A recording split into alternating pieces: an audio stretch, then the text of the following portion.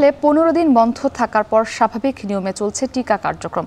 চালু রয়েছে মহানগরীর সবগুলো টিকা কেন্দ্র। এ নিয়ে আরও জানাতে বরিশাল সদর হাসপাতাল থেকে যুক্ত হয়েছেন অমিত হাসান। অমিত, 15 দিন টিকাদান কার্যক্রম বন্ধ কেন ছিল জানতে পেরেছেন কিনা, এবং এই পুনরায় টিকা কার্যক্রমটি চালু হওয়ার পর যারা সেবা গ্রহীতা রয়েছেন তারা কি বলছেন?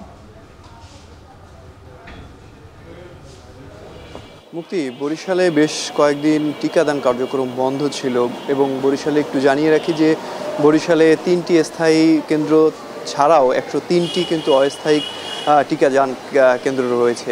একটু জানিয়ে রাখি কি কারণে আসলে বন্ধ ছিল। গত 5 আগস্ট এনএক্স ভবনে আগুন দেয় দুর্বৃত্তরা এবং তারপরে সেখানে থাকা যে টিকাগুলো রয়েছিল এবং রেফ্রিজারেটর, ডিপ ফ্রিজ সেগুলো কিন্তু একদম আগুনে পুড়ে যায়, যার কারণে কিছুটা টিকা সংকট দেখা দেয় বরিশালে, এবং যার কারণেই কিছুদিন বন্ধ ছিল। এবং সিটি কর্পোরেশন থেকে বলা হচ্ছিল যে বক্সগুলোতে আসলে তারা টিকাগুলো সরবরাহ করবে, সেই বক্সগুলো আসলে আগুনে পুড়ে গেছিল, যার কারণে টিকাদান কার্যক্রম বন্ধ ছিল। এবং যে স্থায়ী 3টি হাসপাতাল রয়েছে সেগুলোতে টিকাদান স্বাভাবিক থাকলেও সেগুলোতেও কিন্তু কিছু সংকট ছিল, যার কারণে টিকাদান কার্যক্রম খুব ধীর গতিতে চলছিল এবং যারা গ্রহীতা রয়েছে তারাও কিছুটা সমস্যায় পড়ছিলেন। তবে 27 তারিখের পর থেকেই টিকাদান কার্যক্রম পুনরায় চালু হয় এবং এখন বরিশাল মহানগরীতে যে 103টি অস্থায়ী কেন্দ্র রয়েছে সেগুলোতেও টিকাদান কার্যক্রম চলমান রয়েছে এবং সদর হাসপাতাল, শেরেবাংলা মেডিকেল কলেজ হাসপাতাল এবং পুলিশ হাসপাতাল,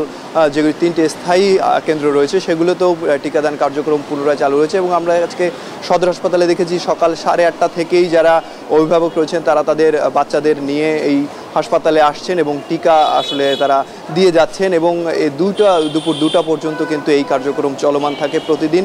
এখানকার যারা স্টাফ রয়েছেন, যারা নার্স রয়েছেন, তারা বলছেন যে এইখানে টিকা দান সবসময় চলমান ছিল, তবে কিছুটা ঘাটতি ছিল, সেটা এখন আসলে পূরণ হয়ে গেছে। এবং সিটি কর্পোরেশনের যিনি স্বাস্থ্য কর্মকর্তা রয়েছেন তিনিও বলেছেন যে তাদের কোনো সংকট নেই, তারা পুনরায় কিন্তু এই টিকাদান কার্যক্রম চালু রেখেছেন এবং সব কেন্দ্রগুলোতেই কিন্তু যারা টিকা কার্যক্রম কিংবা টিকা দান করতে যাচ্ছেন, টিকা নিতে যাচ্ছেন, তারা কিন্তু সেই সেবা আসলে পাচ্ছেন। তবে কিছুটা সমস্যার কারণে গত এই যে 5 তারিখ থেকে 26 তারিখ পর্যন্ত টিকাদান কার্যক্রম বন্ধ ছিল বলে জানিয়েছেন স্বাস্থ্য কর্মকর্তারা। তবে এখন আর কোনো ধরনের সংকট নেই, পুনরায় সেই কেন্দ্রগুলো চালু হয়ে গেছে এবং যে অভিভাবকরা যে কোনো কেন্দ্রে গিয়েই কিন্তু বাচ্চাদের টিকা দিয়ে আসতে পারবেন বলেও তারা জানিয়েছেন। তো বরিশাল টিকাদান কার্যক্রম থেকে এই ছিল আমার কাছে সর্বশেষ। মুক্তি, টিকা কার্যক্রম সম্পর্কে বিস্তারিত জানাতে বরিশাল সদর হাসপাতাল থেকে যুক্ত ছিলেন অমিত হাসান।